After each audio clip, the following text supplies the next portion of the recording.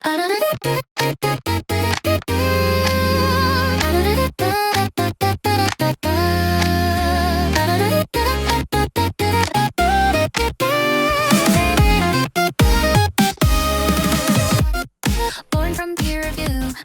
様こんばんは。10月10日体育の日、今まで体育の日でしたね。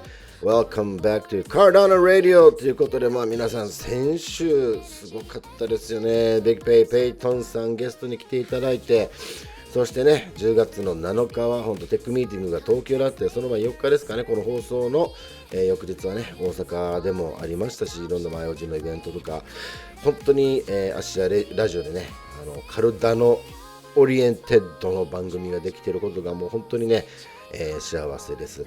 そしてこの番組はね、毎週15分、お届けするのですけれども、なんか笑っていいともみたいなね感じの方式でゲストの方にゲストを呼んでいただくみたいな感じにね持っていければ最高かなと思っているので、手探りでやっていくので、皆様からのメッセージはね、asiaradio@gmail.com もしくは X のハッシュタグアシアラジオカルダノラジオで、コメント等いただけると、これからねまだ始まったばっかりなんでね、いろいろと番組をどんどん広めていって良くするために、コメントなどいただければと思います。 Alright, enough introduction in Japanese. Wow, we had a great episode 1 last week and we're already back. Wow, we had a meeting in Osaka on the 3rd and 4th and a tech meeting on the 7th, and boom, it's already done. Already the 10th. Time really flies. And again, I would like to bring back Bigpey Peyton into the show again. Hello, thanks for having me on again. It was the last one was a pleasure, and I'm excited to speak with you again. I think, can you hear me? Yes. Okay, sorry. Can you hear me? Yeah, there was technical error, so I'll just edit the 20 seconds. Okay, please carry on. Sorry. Oh, thanks for having me on again. I really appreciate it. The last show was really fun, and I'm looking forward to this one as well. It's always great to talk about Cardano with you. Yeah, thank you very much.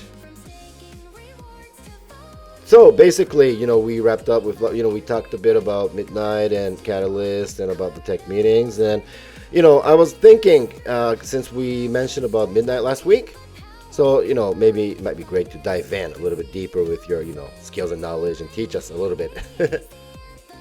Yeah, Midnight is really exciting, for the Cardano community, and I've been looking into the tokenomics model behind Midnight, and I think it's, quite genius, actually. If you look at, Cardano or Solana or Ethereum, when you use the blockchain, you actually have to spend, the native token. If I wanted to send you some ADA, for example, of course I have to spend ADA. And, with Midnight, it's actually the opposite.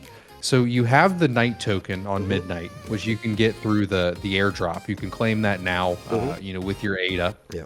And, your night token actually generates dust. And this dust is the network transaction token. So if you have some dust, you can use the network, and the dust actually decays over time. So you're actually incentivized to use the blockchain rather than disincentivized to use the blockchain, because when I use Cardano, I essentially have to spend my investment to use the blockchain. Yeah. Whereas with Midnight, because you're generating this dust with the night token, you actually can, you're incentivized to use the blockchain before your dust decays, which I think is really interesting. It's a new model. I think the greatest analogy for it is, imagine you're a big, Microsoft investor, and you want to use a Microsoft product, like Windows. What you would have to do is, essentially spend your Microsoft shares to use the Windows product. And I don't really think that makes sense, right? And I think Midnight speaks to that. Instead of using your investment to use the blockchain, you're just using the dust that your night token generates. So that, mixed with privacy is really interesting. And we're in the airdrop phase right now. You have until October 20th to claim your Midnight airdrop. And once this airdrop claim period is over, there's actually going to be a new phase that starts called the scavenger mine phase.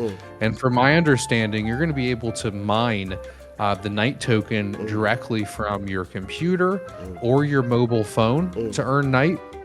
And I think this is going to ensure that the token for the Midnight blockchain is widely distributed, among a lot of holders, because there's going to be a lot of people, mining this night token using the scavenger mine phase. And, I'll make videos on my Bigpey YouTube channel that shows everybody how to do this. Yeah, that's going to be great. And, being an SPO, I mean, running the Cardano nodes right now, you got to, have the partner chain and maybe one more other node. So you probably need an extra 2 servers to probably, be SPO for Midnight. So, are you going to be doing that too? Or are you already on the test net for Midnight? So we're not running one right now on the test net, but from my understanding, if you're already running a Cardano stake pool, essentially you'll have to run an additional node on top of your stake pool. And this is actually going to allow you to pay out night tokens to your delegates that are delegating ADA. So if you're staking to ADA to Bloom, which is my stake pool, for example, you'll also be able to earn night tokens on top of your ADA rewards as soon as the Midnight blockchain goes live, right? So it's actually going to be increasing, the revenue and the APY for ADA delegates, which is another exciting feature that comes with the launch of the Midnight blockchain. Yeah, thank you very much. And like you mentioned about the scavenger, it's not really, all the details are not out. So, people were talking about, what's the spec of the machine, how much, do we have to invest in it? Can it be like gaming with machines or but you mentioned about the mobile, right? So if mobile works, probably the spec of the PC doesn't have to be too high to participate in the scavenger. What do you think? Yeah, I don't think it will be. From my understanding, it's more focused on, distributing of the night tokens rather than just raw compute power. So I don't think we're heading into a world where the person that has the most night tokens is somebody with a huge data center, right? It's just going to be somebody that's, mining this on a few different devices and trying to keep up with it. All right, thank you. And one more question about how the cryptos. People used to say the alt season comes every 4 years and Bitcoin goes up, and how the cycle repeats itself. And when Trump got into power, was it this January? I think, if I remember correctly. Yes. People were saying it's alt season, now it's going to the moon, and basically it kind of collapsed, and it kind of went up and kind of went down. And some other cases, for example, Trump's going to say that he's going to include everything from securities like ADA, Solana, and this and that, but everything was not that clear, and the ETFs has not been cleared yet. So some people are getting really stressed out about if the out season is already dead and this and that. But what's your maybe you zoomed out a little bit, but what do you think is going to happen by the end of the year? Do you have any ideas? I mean, I know it's not a financial advice, but your vision. Yeah, sometimes positive price movement takes a little longer than we would hope. We're in this period of time where we have a lot of institutional investors coming into crypto through traditional financial investments like ETFs or, even buying, Michael Saylor's master shares, right? But, I think what we've been missing, for altcoins to go up is interest rates, being lowered in the US. What I've noticed in the past is when interest rates are low, investors are more willing to bet on riskier investments. And while a lot of us have been long-term holders of Cardano. When it comes to new people, new investors or new retail users, I think that they need really a positive investment environment, for them to invest in altcoins. And just last month, we actually saw, the first time that they've lowered interest rates for quite a while in the US. And they mentioned that they're going to continue to do that. So if you look, to the past, essentially every single time that they've started to lower interest rates, the stock market was, quite a bit higher, 100% of the time a year later. So over the next year, I mean, I would be very surprised to not see, positive price movements. But, looking later to this year, I think that we may see the start of that altcoin rally, but it does take a little bit longer. And earlier I mentioned that we have these large institutional investors coming in. I think that they're kind of using their existing tools they use for traditional financial markets, to kind of keep the markets a little lower for longer, to allow them to buy in a little bit. So we may not follow the traditional 4-year cycle to a T.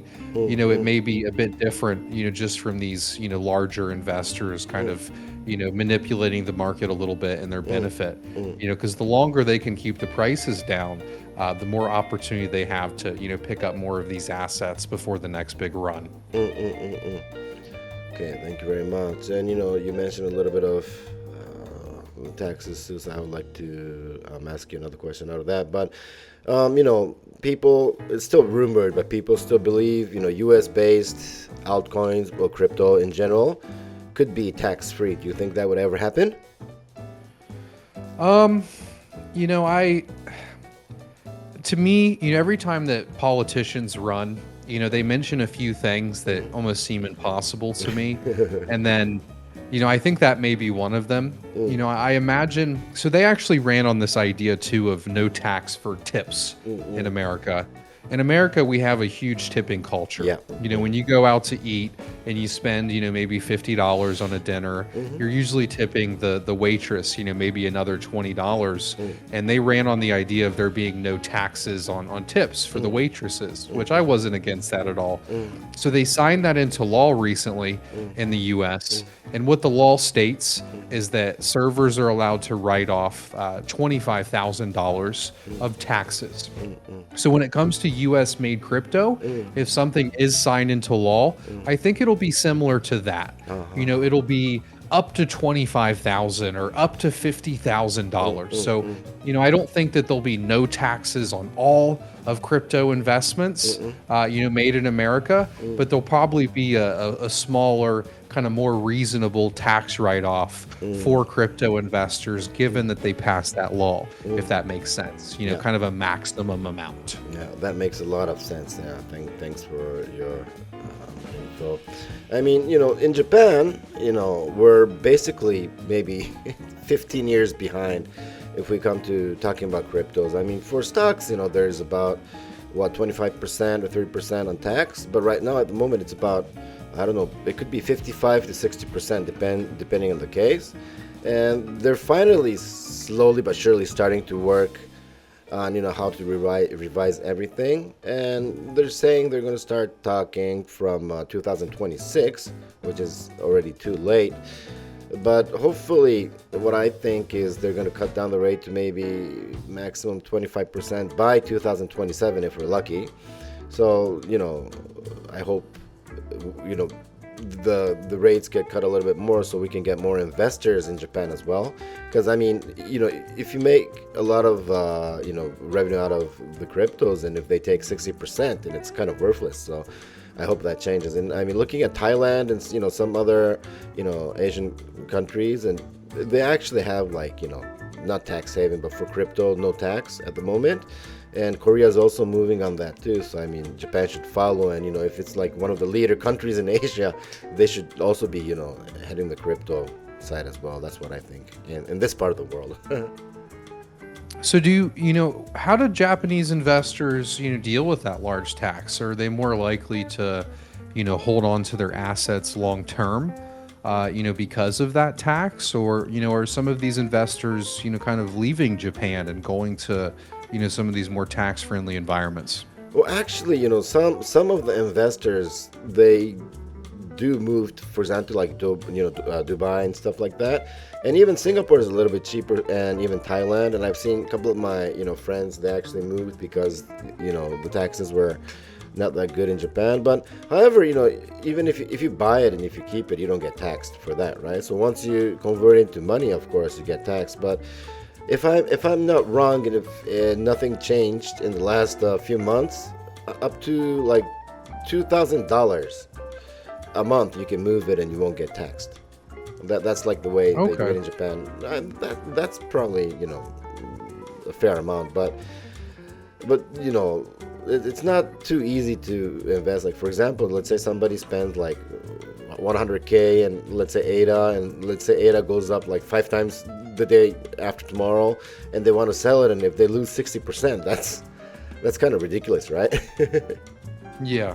I mean, it is ridiculous. And, we have a similarly high tax. In the U.S., we have long-term capital gains tax and short-term. The short-term is quite high, too, especially if you're in a larger tax bracket. I think it'll run you about 44%, right? So usually in the U.S., people will buy and hold for a whole year. And the other thing that people do in the U.S. is they'll actually take out loans on their crypto to kind of avoid that tax, right? True. And basically, my knowledge, I mean, I'm not like super intelligent regarding like taxes and, crypto laws. But for example, what I think is like when crypto is exchanged into, fiat, then tax happens. That was my image, right? So like, for example, Cardano credit cards coming out, rolling out. And for example, if I go somewhere, if I like, say I have 100K that I can spend freely, and I go shopping and I spend, 10K. And cut it with the credit card. Would that be, taxed, or what do you think? If you're, spending crypto in the U.S., it is taxed, right? Because, essentially they view it as you are selling that asset before you purchase the item. And that's really been a big hindrance on people spending crypto every day in their life in America. Because every time, if I were to go buy coffee every day with my ADA, each time I purchase a cup of coffee, it's a taxable event. Right. So that's kind of made it a bit harder to spend crypto in the U.S. And, I think that, one way that I've seen, people move past that is almost creating these cards that'll give you loans on crypto, like on a credit card. So you're not really spending the crypto. You're kind of taking out a loan on it, spending cash. And then that's kind of how you not pay that capital gains tax on every purchase. I see. So it really depends on the country. All right, we got to wrap up the second episode. I mean, time really flies quickly. I mean, I thought we were only into 10 minutes, but we're running to the end of the show. So, again, thank you very much. I'm so happy to have you here on the second episode. And, we got a few more, not a few more, but 2 more. So I hope you can join us in. And you got a message for the Japanese fans? Yeah, I just wanted to say thank you. Thank you guys. I think that, the Japanese community is the only other community that's like, stronger or as strong as the English community. So it's been amazing to see everybody, in Tokyo and Osaka, and I'm excited to learn more from you guys. All right. Thank you, Peyton. We're so excited seeing you again next week. So I will catch you very soon. And people listening, don't forget to tune in again next week. Yep. See you. Bye-bye.